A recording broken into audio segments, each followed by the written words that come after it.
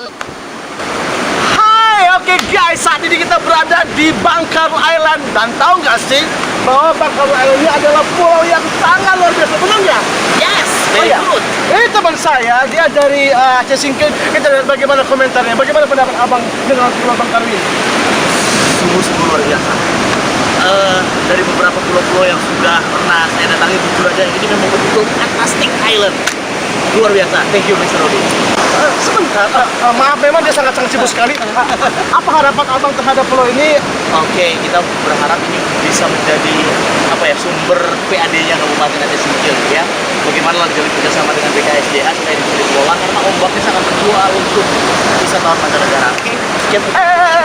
Oke guys, saya Muhammad Studi dan Putra melaporkan dari Bangkaru Island. Tada!